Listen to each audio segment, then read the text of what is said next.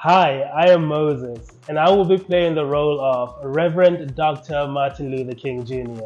Moses, who's playing Martin, was chosen because of a look. I needed a look for Martin. And Michelle saw him sitting at the cafe one day and said, that's the look. And so, that's as simple as that. I found this out the other day, and his name was Michael before he was named Martin Luther King, because his dad ended up going to Germany and learning about the great reformer and came back home and renamed his son. And at this time, I think Martin was already in his teens when his dad suggested they change the name, and he agreed to it.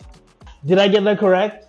Was it Michael? Yeah. Awesome. The most challenging thing about playing this role is the accent, right? It's the cadence of the man. It's how big can you be on stage to live up to who Dr. King was in person. He comes across as an incredible giant, and you can only wish that I can do that a little bit of justice. In terms of the person, embracing the idea of non-racialism, but it at that time being one of the most defined stances that I believe any human being could have taken. And of course, here you have this young church leader who answers an incredible call of his people.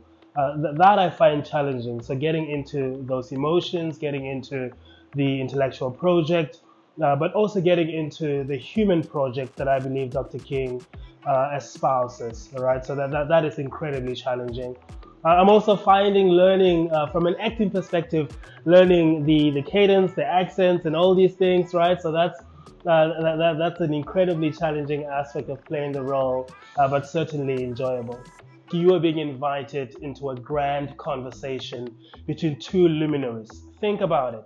Icons of the civil rights movement have been imagined together in conversation, and here you are several decades later, being invited to be a part of that conversation. These supposedly polar opposite ideologies, right? And we know that these carry on even today. The fundamentals of how we choose to orientate ourselves. I think that's the invitation that we've all been given to.